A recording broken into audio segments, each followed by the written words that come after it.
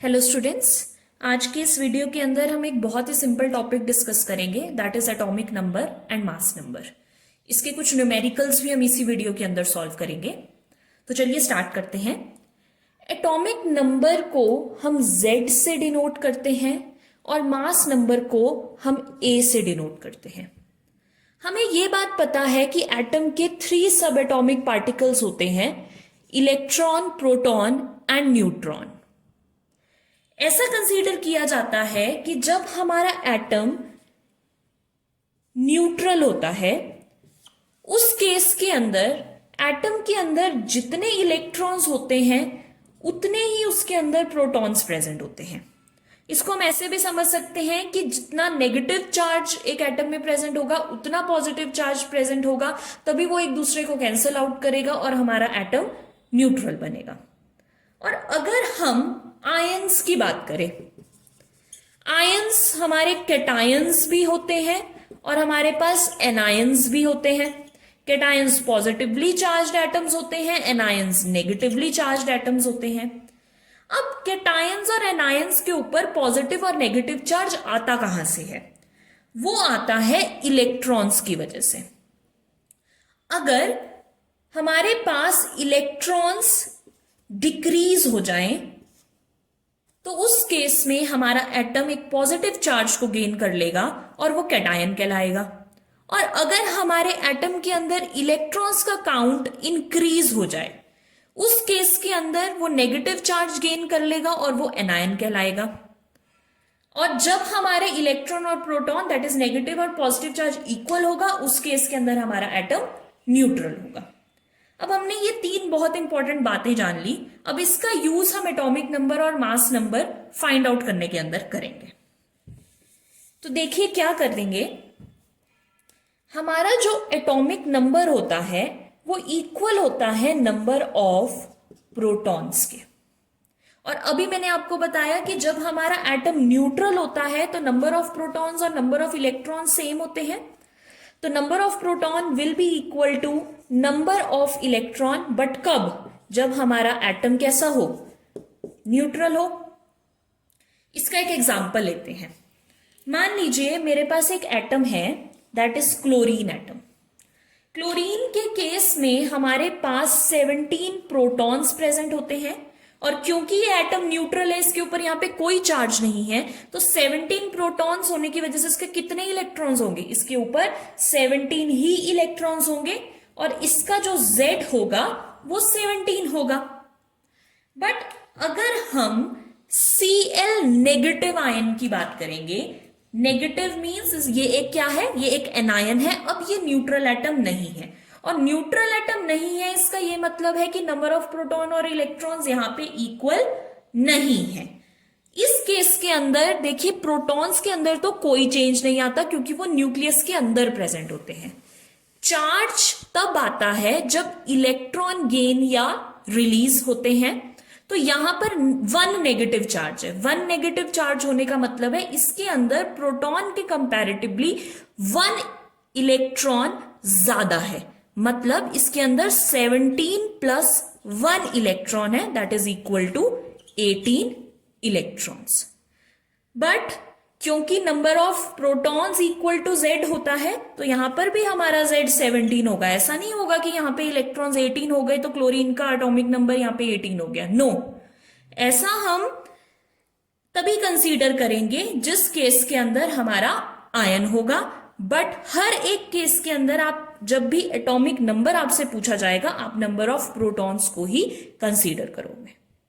Okay, इसके बाद हम मास नंबर के बारे में बात कर लेते हैं।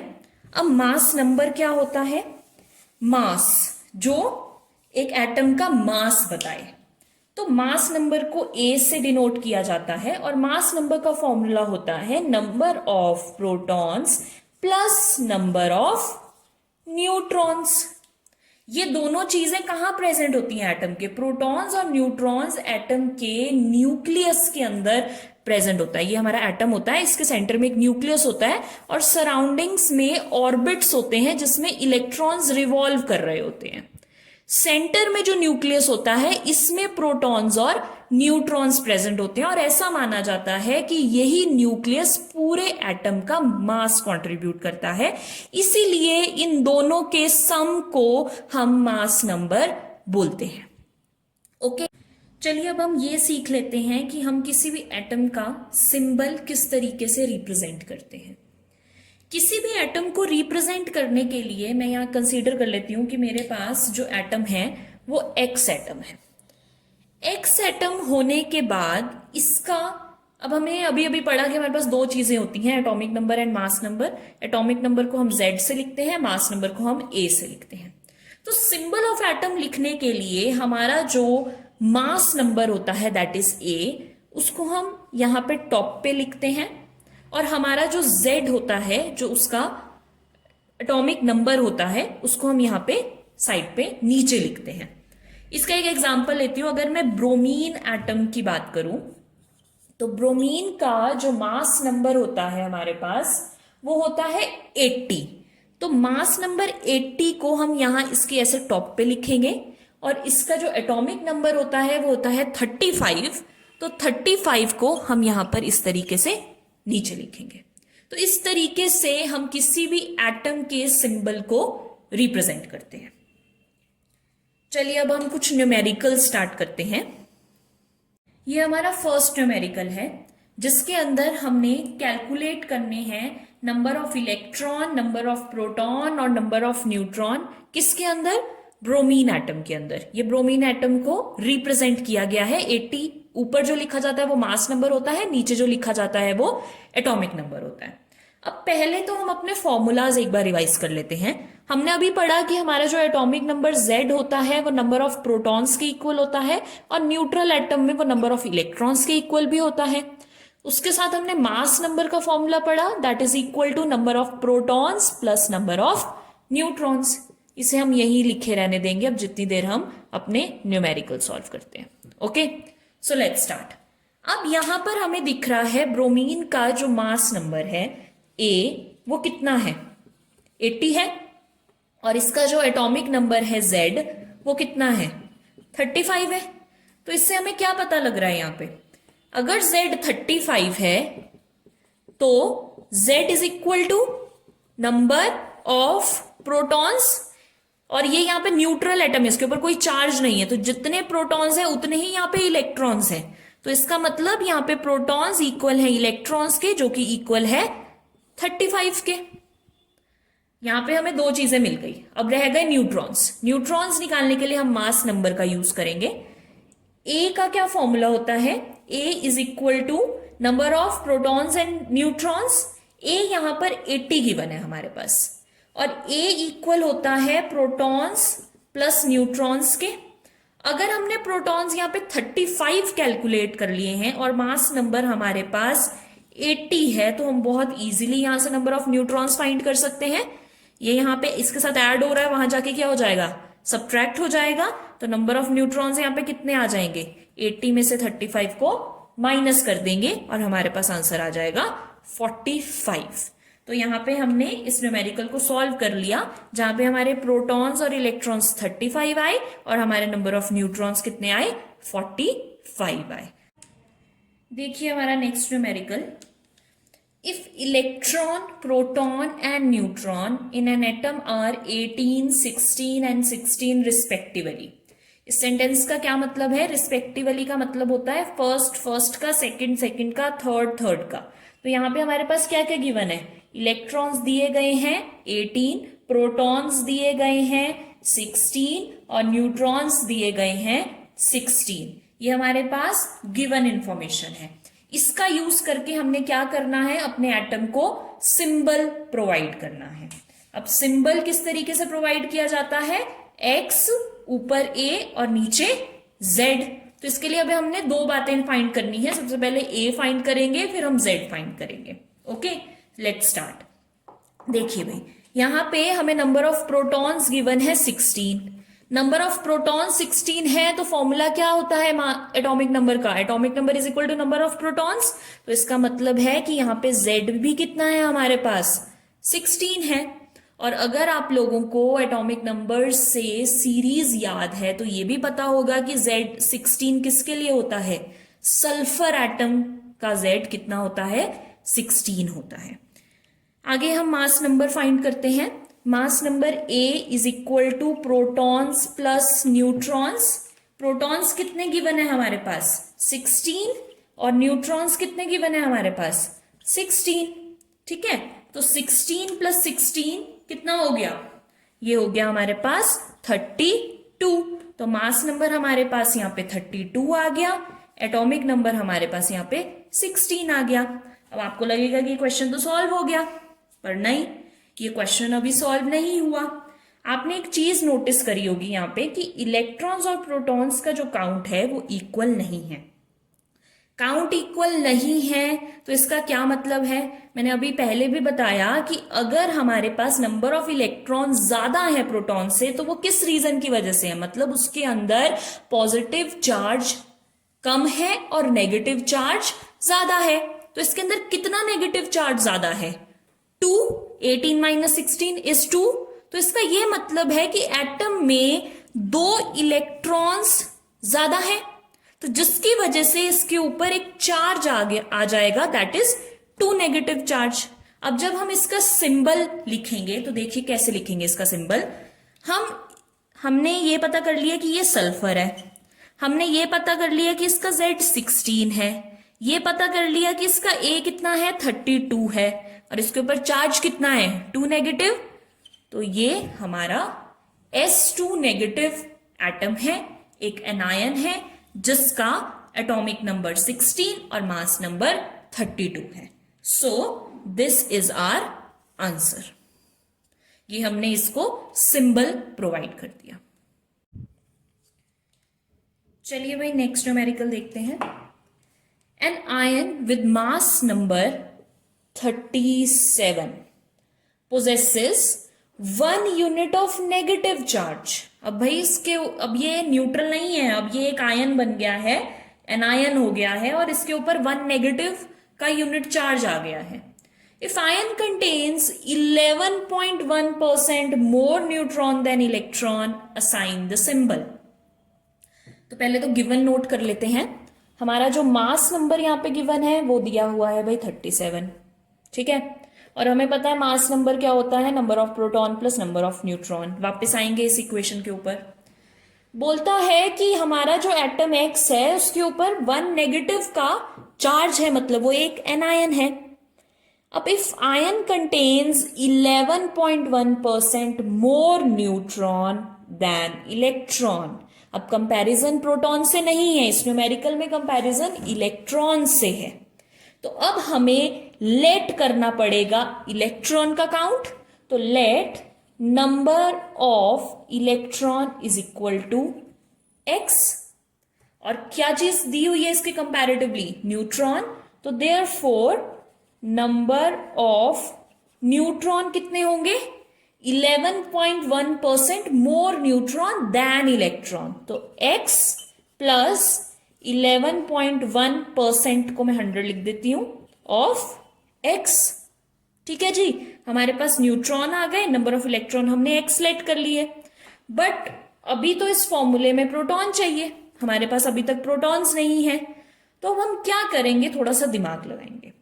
अगर हमने नंबर ऑफ इलेक्ट्रॉन्स लेट किए हैं X, और हमारे पास जो एटम है वो X नेगेटिव है, X नेगेटिव का मतलब उसके पास एक इलेक्ट्रॉन एक्स्ट्रा आया बाहर से, तो प्रोटॉन्स कितने होंगे, जितने इलेक्ट्रॉन्स हैं उससे एक कम, क्योंकि एक इलेक्ट्रॉन बाहर से एक्स्ट्रा आया है तभी उसने उसको एक नेगेटिव चार्ज दिया है। तो therefore number of protons will be equal to जितने इलेक्ट्रॉन है उसमें से -1, क्योंकि 1 नेगेटिव का चार्ज है, बाहर से एक इलेक्ट्रॉन आया है, एक्स्ट्रा आया है, तो यहां पे it will be equal to X -1। अब भाई हमारे पास प्रोटॉन फाइंड हो गए, हमारे पास न्यूट्रॉन फाइंड हो गए। चलो जी इस फॉर्मूला में पुट कर देते हैं। नंबर ऑफ प्रोटॉन्स है X -1, नंबर ऑफ न्यूट्रॉन्स है X plus 11.1 upon 100 X equals to your mass number A जो कि दिया है 37। एक इक्वेशन, एक वेरिएबल x, तो आराम से सॉल्व हो जाएगा। तो इसको सॉल्व कर लेते हैं इक्वेशन को। ये बनेगी x minus 1 plus x plus 0.111 x is equal to 37। x और x प्लस हो गया 2x, 2x plus this value, ये भी x वेरिएबल के साथ है, तो ये बन जाएगा 2.111 x। माइनस 1 इधर है, उधर जाके ये हो जाएगा प्लस 1, तो ये हो जाएगा इक्वल्स टू 38। और x कैसे फाइंड होगा? x इज इक्वल टू 38 को डिवाइड कर देंगे 2.111 से। हमारे पास जो वैल्यू आएगी इसके डिवीजन से वो होगी 18। ओके, अब अगर 18x है तो x क्या था? तो इसके अंदर इलेक्ट्रॉन्स हो गए, x हो गए 18, प्रोटॉन्स कितने थे? x माइनस 1, तो ये हो गए जी 18 माइनस 1 इज इक्वल टू 17। ठीक है, और जितना हमारा प्रोटॉन होता है उतना हमारा z होता है। Protons is equal to number of atomic number के इक्वल होता है, तो एटॉमिक नंबर हो गया हमारे पास जी 17। 17 इलेक्ट्रॉनिक नंबर किसका होता है? यस, क्लोरीन का। क्लोरीन का एटॉमिक नंबर 17 और मास नंबर हमें क्वेश्चन में दिया है कितना? 37। तो ये कर दिया हमने सिंबल असाइन। अब एक बात सुनो, अब यहाँ पे बहुत सारे बच्चे ये मिस्टेक कर देते हैं कि वो x तक तो ठीक निकाल देते हैं और उन्हें याद ही नहीं रहता कि भाई x तो इलेक्ट्रॉन था, और वो इसी को 18 से आर्गन लिख देते हैं और पूरा क्वेश्चन गलत हो जाता है। तो आपको बहुत ध्यान से इस बात को याद रखना है कि जब भी हमारा एटम न्यूट्रल नहीं है, उसके ऊपर कोई चार्ज प्रेजेंट है, उस केस में इलेक्ट्रॉन एटॉमिक नंबर के इक्वल नहीं होता, प्रोटॉन एटॉमिक नंबर के इक्वल होता है। तो इस वजह से इस स्टेप को यहां पे मिस नहीं करना है, ध्यान देना है इस स्टेप के ऊपर। ये 17 आंसर आना चाहिए आपका। ओके, देखो इसमें क्या गिवन है। इसमें हमारे पास mass number A is equal to 56 given है। मास नंबर किसके इक्वल होता है? वो इक्वल होता है number of protons plus number of neutrons के। सेकेंडली क्या बोलता है कि 3 यूनिट्स ऑफ पॉजिटिव चार्ज है। अगर हमारा एटम X है तो मतलब ये X3 पॉजिटिव है। उसके बाद ये बोलता है 30.4% मोर न्यूट्रॉन देन इलेक्ट्रॉन। ठीक है, किससे कंपैरिजन करवा रहा है ये? इलेक्ट्रॉन से। तो हम लेट कर लेते हैं number of electron is equal to x। तो नंबर ऑफ न्यूट्रॉन्स कितने होंगे? न्यूट्रॉन्स हो जाएंगे x plus 30.4%, that is 30.4 divided by 100, और किससे कंपेयर कर रहे हैं? इलेक्ट्रॉन से, तो मल्टीप्लाई बाय x। ठीक है, इसको ओपन करके अगर आप सॉल्व करके देखोगे तो आपके पास आएगा 1.304x। ठीक है, अब देखिए हमें नंबर ऑफ न्यूट्रॉन मिल गए, हमें नंबर ऑफ क्या चाहिए? अब प्रोटॉन चाहिए मास नंबर इस इक्वेशन के अंदर डालने के लिए। अब प्रोटॉन्स कितने होंगे? हमने पढ़ा है कि नंबर ऑफ इलेक्ट्रॉन और प्रोटॉन इक्वल होते हैं न्यूट्रल एटम में, बट ये एटम न्यूट्रल नहीं है, इसके ऊपर 3 पॉजिटिव का चार्ज है। 3 पॉजिटिव चार्ज कब आएगा? जब वो 3 इलेक्ट्रॉन्स को क्या करेगा? लूज करेगा। इसका मतलब है अगर मैंने x इलेक्ट्रॉन लिए हैं तो इसने 3 इलेक्ट्रॉन लूज किए हुए हैं। ठीक है, तो प्रोटॉन्स कितने होंगे? तो protons will be equal to x plus 3। ठीक है, इसके अंदर से 3 कम है, 3 कम है, बट प्रोटॉन्स तो उतने रहेंगे ना, प्रोटॉन्स थोड़ा कम होंगे। तो वो जो उसने 3 इलेक्ट्रॉन 3 पॉजिटिव की तरह दिखाए हैं वो हमें यहाँ पे ऐड करने पड़ेंगे for number of protons. Protons मिल गए, न्यूट्रॉन्स मिल गए, डाल देंगे इस फॉर्मूला के अंदर। क्या फॉर्मूला है हमारे पास? फॉर्मूला है A is equal to number of protons plus neutrons. Protons कितने हैं? x plus 3। न्यूट्रॉन्स कितने हैं? प्लस ये आए थे हमारे ये 1.304x।